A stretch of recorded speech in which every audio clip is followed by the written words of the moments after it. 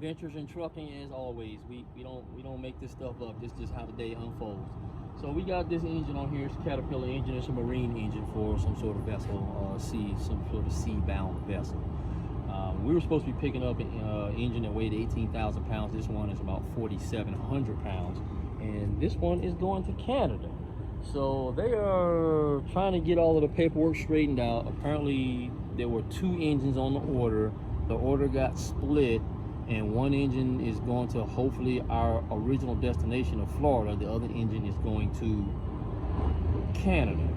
So they're trying to get the information straight now and see what all is what. But again, this just happened to us last week. We showed up, had a load on a trailer, and they ended up taking it off and putting it on somebody else. So I don't know what these folks are out here doing, but we are catching the blues trying to just get a simple load on the trailer and get down the road with it. So right now I'm gonna unstrap this. It's not horrible, it's just 3 straps. We'll unstrap it and they'll hopefully get it sorted out and give us the one that we're supposed to have going down to Florida. All right, so we got it sorted out here with this generator or Genset. This is like one that what we have on the trailer. Ours is already bagged with the stretch wrap on it, so there's no need to tarp it. The manufacturer doesn't want it tarped because they don't want anything going over the top of this Genset. No chains over the top, no straps over the top, no tarp on it. That's why they put the bag on it. So everything's chained under the bottom. You'll see when we see the trailer, you'll see everything's chained under the bottom. So it's 17,900 pounds, and then we got another maybe 1,000 pounds on the front of the trailer, miscellaneous parts and accessories to go with the Genset itself. So Shorty, if you want to show them the trailer, we're ready to ride. This one will be going down to Florida. Interesting fact, they load them a certain way where the intercooler and the radiator is on the back, so that if you're going down the road, any rocks or stones or any debris flying up won't catch it if it was up at the front. Put a hole in the radiator or a hole in the intercooler. So it is actually loaded backwards on here, and the radiator and the intercooler is at the back.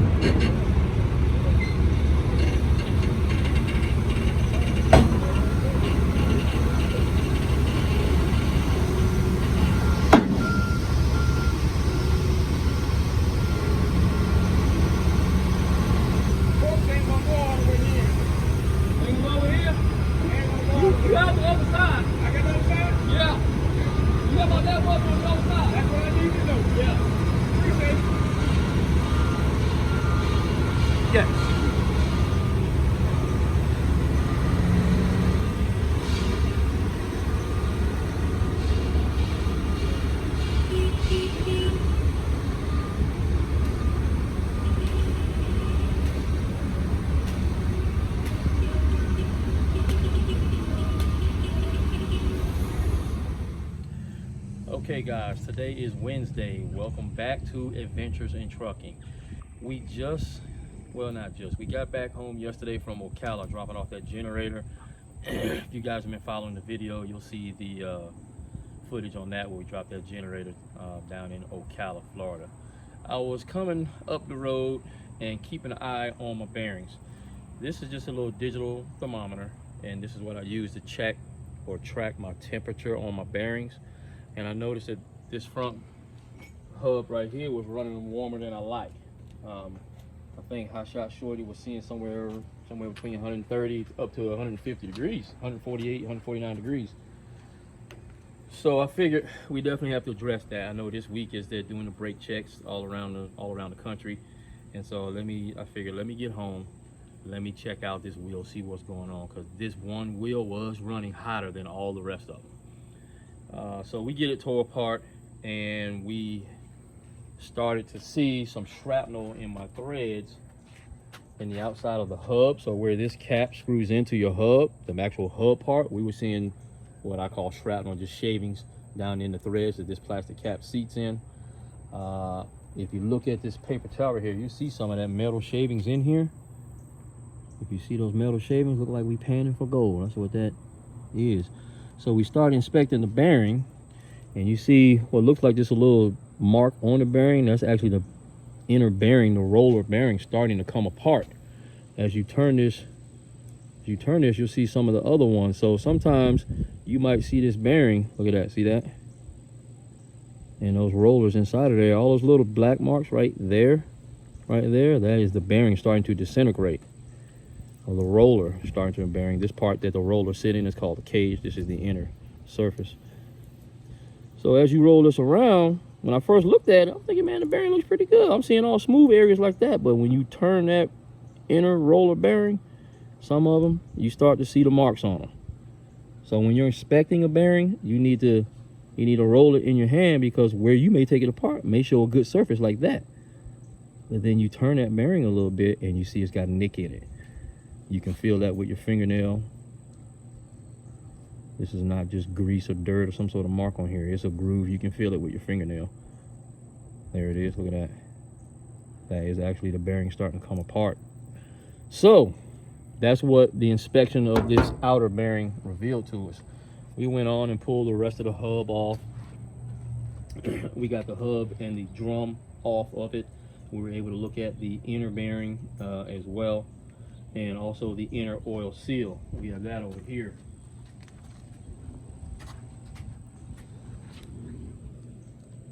So upon inspection of this, we're seeing that the inner seal has started to come apart.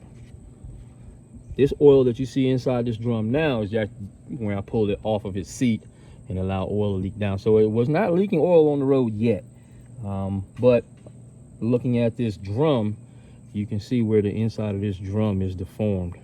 I guess the magnet was riding in here. The face of this drum is where the magnet rides again, and it's supposed to be perfectly machined smooth. So I'm going to replace this drum. But there's grooves all the way across the face here. There's a groove here. There's a groove there. You know, it's just not, it's just beyond serviceable. So we're going to replace this drum. We'll put all new seals, all new bearings in it. But yeah, this one did hold up, at least to get us home. We did not obviously burn up the bearing. We didn't lose the oil. We didn't lose the cap on the outside. On the outside, this is what definitely let us know. Let's see if we can find it here. Look at the race. This is where that bearing rides in. That outer bearing rides in here, and the race has just started to pit and gall really bad.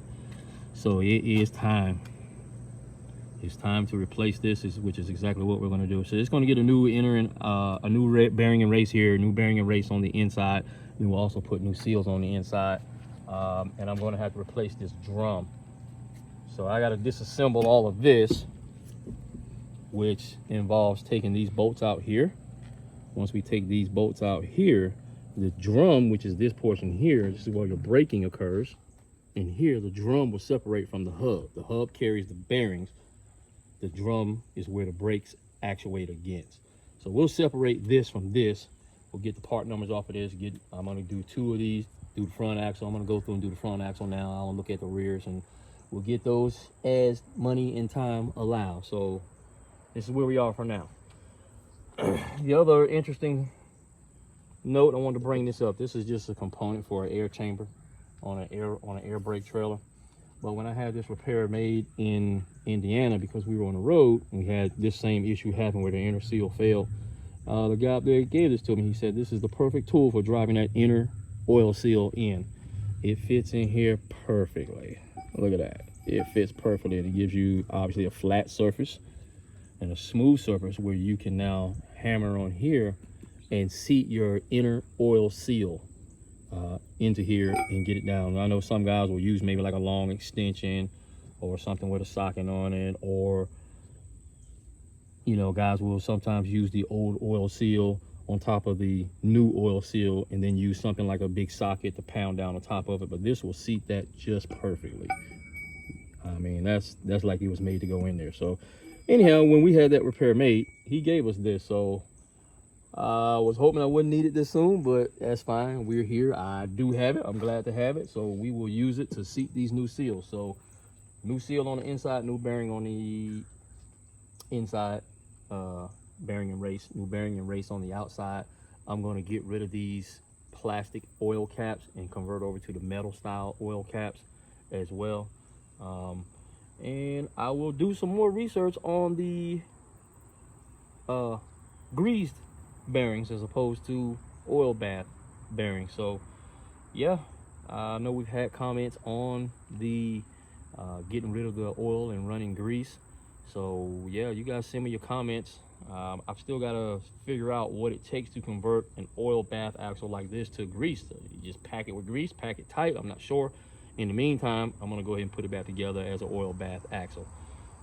So that's what we got right now, guys. We will check back in with you guys when we get these parts. Right now, I've got to disassemble everything. I want to take parts with me so we can match things correctly and completely and positively. And we'll get all the parts that we need so we can get this front axle put back together nice.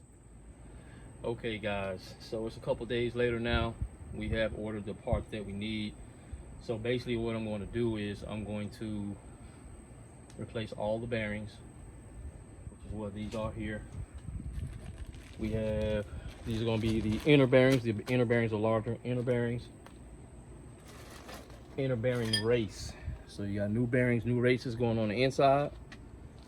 You're going to have new bearings and new races going on your outer bearing and race. So these will be replaced as well. These are the little washers with one little lock groove in it. You can see that here. It kind of locks on that one little recessed part on the spindle. You guys will be potentially familiar with that. You see that one little lock that locks on the spindle. The spindle has a groove that this lock rides on. It keeps this washer from turning. So we got 4 of those as well.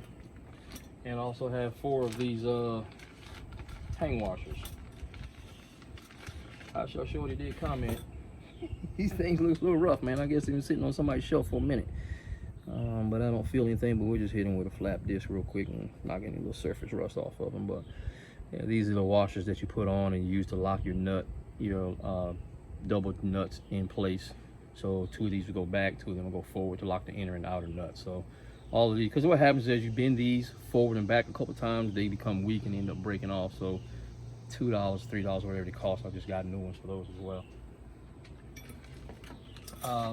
As a side note, I did update my jack, upgrade my jack. This was the one that we had, and this is the 12-ton. It's pretty much not factory there, but sometimes I forget, so wanted to make sure I didn't. But this is different between the 12 and the 20. The other difference between them, other than size, is that this one is air operated, so you'll be able to put air to this jack and just basically squeeze the trigger here, and that'll run it up the same way pumping this one by hand would have done. This jack did come with a handle as well. Got the little 2-piece handle with it. Lock these 2 together, and you can operate this jack manually, same fashion as that one. So if for whatever reason the little air motor back here should fail, or you got a clog or whatever, or you don't have air supply, you can still use this jack manually. Fortunately for us, the truck has air supply on it, and I have an airline that will reach all the way back here to these back wheels, these back axles. So for me, I will just run my airline from the truck back here to the back of the trailer if I would need to jack up the trailer. Clip on here with my airline and use that supplied air from the truck to run this jack up and down. Believe me, I've been under the trailer with this jack with 20,000 on the trailer. And like I said, while we're not lifting the complete 20,000 pound load, that load on this trailer was all this jack wanted. So I did upgrade. So here we are with a 20 ton, 40,000 pound capacity jack. This one will stay on the truck. I'll probably end up leaving this one on the trailer, but whatever trailer I pull, this one will always be on the truck. So yeah, moving on down the line, I've got my bolts already broken loose from this hub. We're going to end up replacing each of these hubs as well. They've got a groove here. You can feel a bit of a lip right here, which makes it hard to get your drum over the shoes. And then the other issue is that the face of this drum is damaged. You can see here where I guess maybe the magnet or whatever has ridden across here and started to wear that down. And this whole face across here is all, I guess, rippled up. It should be perfectly smooth. You'll see that when we move over to the next drum. So anyhow, I got 4 new brake drums. These came out of Cordele, Georgia. They did send them up here to us, and we got them here so we can get this thing put back together. So here's the new drum here. Quite a contrast. Obviously brand new. No ridges, no grooves, of course, on a brand new drum. What I'm excited about is actually the face of the drum, because the magnet rides against here, and this is what allows you to have good braking force. And with the other one being, I guess, degraded the way it was, you can only imagine how that would deplete your braking performance. So I'm excited to be able to get these drums back on here. So there are 4 brand new drums, and so what it's going to be is new drum, new inner and outer bearings, inner and outer seals, inner and outer races, and all brand new components going on each corner. So I'm excited to get it all put back together. One other note, I know that I have one of these drums, I think at the very least is out of round, but I know that the drum is not centered correctly on the hub.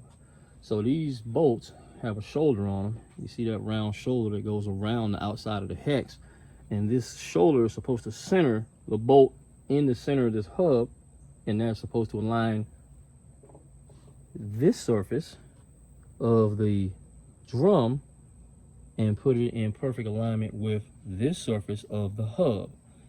And I noticed last week, a week before last, whatever it was, when I had this assembly off, this was not lined up correctly. The faces were not even. It was like this, which would cause the drum, when you turn it this way, which would cause the drum to wobble up and down. And I believe that's what wore out my seal on that other setup. So I'm going to be very cognizant of that when I go to put this back together, to make sure that these are lined up as best I can, visually see anyway. Of course, we won't be able to get it exactly precise, but I can see that the other one is off with the eye. I can also see that it'll be back in alignment better. That's the plan, that's the goal. So that's the purpose of these shoulders on here, is to locate this drum on the hub. So this is the drum right here, and then these are these bolts here go down through the inside of the drum, and they come through here. And this section from the face of the drum down is called the hub. So this is the hub, this is the drum. Just a little reminder for folks. We're gonna get to work and see what we can get going and get put together here, and get all 4 sides done, and we'll check back in with you later. Okay, y'all, we're back, and this is what we have. You know how, as a father, you walk in a room, the kids done broke the picture on the wall, and they say they found it like that? That's what we got. I found this like this. This is what we have.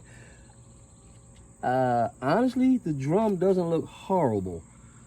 The face here looks a lot better than what it did on the first drum. I don't have a ridge here like I did on the other one, or the drum where the shoe rides across here. This is the face down here. After I clean this up, I know, but this is all grease. We'll see what it looks like in the corners here, but it looks like the face of this drum actually looks pretty good. Of course, the seal down in the inside is destroyed. And you know, you buy a trailer and people say, yeah man, we just went through the brakes, it's all good to go, blah blah blah. So this is their definition of good to go. Hey man, I guess moral of the story is trust but verify. So you know, we had been having issues, and I just decided, you know what, we're gonna pull this thing all the way down, see what we got, and then I will know for myself what I'm dealing with. So like I said, it's gonna be new drums, it's gonna be new bearings, it's gonna be new races, it's gonna be new seals, it's gonna be new outer hub seal. Everything will be brand new except for the bolts that bolt this drum to the hub. And so far it looks like the hubs are okay. I mean, the hubs carry the races. You know, we had one race that was pitted, so we replaced that one. We'll see what these races look like when we get it apart. But I don't foresee why we wouldn't be able to reuse these hubs. So the drum is a wear component. I have 4 brand new drums, so and even though this drum does look fairly good, I'm gonna go ahead and just replace all 4 of them. So that's what we got, man. This is the second one. We finished the first one yesterday. This is the second one. So we will just continue to keep going and see what we come up with. So just to give you guys an update, this is where we are on drum number 2, assembly number 2. Okay, y'all, so here's just another little something I want to show you guys. Hotshot Shorty says I'm kind of particular about my cleaning practices, but to me, clean helps you keep track of where you are. If everything is clean and dry and you develop a leak, you'll know it, as opposed to it being oily and greasy and then you develop a leak and you don't know. But here's something that I've noticed. It may make a difference in your balance, I don't know, but you get a lot of mud and dirt and oil. Look at that. That's all caked on oil that's in the rim of this tire. And honestly, I've already pressure washed this once. Anyhow, the point is, you start getting this much grease and dirt caked up in your rim here, which I had, you can see where it was really dark here. There was a lot of dirt and mud, dirt and oil caked on here. And the problem with that is it could potentially throw your wheel out of balance. Just one of them little things. I mean, I'm not saying, you know, jack your trailer up, take the wheels off of it, because this is an inside wheel, so this one will be facing the inside of the trailer. But I mean, man, if you could keep your stuff clean, you know, when you do wash it, try to get what you can with the wand on the pressure washer, because this much grease and oil and stuff that we caked out, it was probably 2.5 times that much in here before I started filming. But the point is, you want to get this grease and stuff out of here, this grease and dirt, because an ounce or two throws your wheel out of balance, and you're wondering why your tires are wearing fast or wearing in a weird pattern. It could be something as simple as you just got a wad of grease caked up inside your wheel. Just another heads up for you guys to kind of keep your eyes on. It's always something to be looking for. Okay guys, so here's another little tip. I am doing the bearings and the races on the hubs for the trailer. And one of the little tips is to throw the races in the freezer. The hub, you can heat it up if you want to. Some people will go as far as maybe putting it in the oven on warm. I just had it sitting out in the sun. It's like 90+ degrees today, so I just had it sitting in the sun. So the hub will be warm, the race will be cool, and this will make it a lot easier for to drop the race in place. And once they come up to temperature, the race will expand back out. So right now, I'm gonna put the larger seal in, the larger race, the inner race. So the inner bearing and race will go in. You can see it's pretty good and frosty. Some guys will stick them in the freezer overnight. These have been in for about 2 hours. Should be fine. Let's move fast.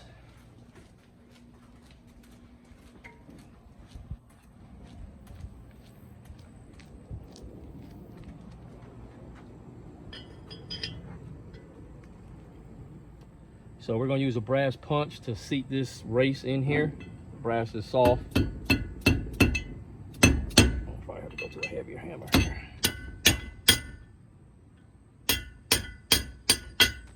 Okay, y'all, so here is the finished product. We got everything put back together. I was able to source the bolts that bolt the drum to the hub. We found a place here in Atlanta, so we were able to put those in this morning. But as you can see, we have our new Valcrum aluminum center caps, the sight glass. You got a drain plug in them, and also there's a magnet right there behind the cap. So I'm glad to have these on. I'm really anxious to see how these run. But we have everything put back together.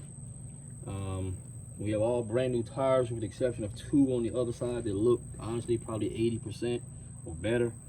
I'm gonna just go ahead and run those and see how they do. The date code is not too old on them and they're not showing any fissures or cracks in the base around the rim here. So I'm gonna run them and see what they do. I've got spare, so if we need to put one, if we blow one, we need to put one on the ground, we're good there. But we've got it all put back together. What I'm gonna do now is actually just hook it up to the truck. We'll take it for a test ride. Basically give these bearings a chance to seat in. Check my oil level again, and I'll come back and kind of recheck the tightness of this cap. I'll come back and recheck the tightness of my lugs. So yeah, just put the tools away and hook it up, take it for a ride, see what we have. And we appreciate you guys for sticking with us through this repair. I can tell you that we probably, I'm guessing, honestly, we got, today is the 4th day. Well, this is the 4th day, but not a full day. So we're probably looking at about 3.5 days. Honestly, I probably got 6 hours a day in it. So, I mean, if you were to do the math, figure any shop's gonna charge you 90 bucks or better. I know I can get labor for this kind of repair here where we are, about $90, $100 an hour. Some places are more. I know a couple of weeks ago I was in Florida. They were telling me that Freightliner, which obviously, you know, they may not do this kind of repair on the trailer, but Freightliner was $190 an hour to look at your truck. But honestly, I would imagine you'd be somewhere between 90 bucks and $125, $145 an hour for labor. So if you can do this kind of work yourself and you can save yourself 6 hours a day times 3 days, you got 18 hours at $100 an hour, $1,800 worth of labor. You know, whatever your math works out to be, however long it takes you to do it times whatever your hourly rate is in your area, and that will tell you how much money you can save yourself if you're able to do this work yourself. Fortunately for me, I didn't necessarily have to buy anything new to be able to do this job. I did buy this jack, which I didn't need to do this job. This is mainly just so I can have a air-powered bottle jack when we're on the road. But I do have a truck-style jack that's on wheels. You know, they would use to jack this trailer up. I just decided I wanted to use this one and test it out before we got on the road with it. So yeah, man, that's what we got. We got it all put back together. We're gonna get these tools put away and take it for a test ride and see what we have. We appreciate you guys watching. We appreciate all the comments. Keep the comments coming, and keep the subscriptions coming, man. We love it, man. We're growing. We do appreciate it. We love it, and man, I like reading the comments. So y'all keep the comments coming. Thanks again.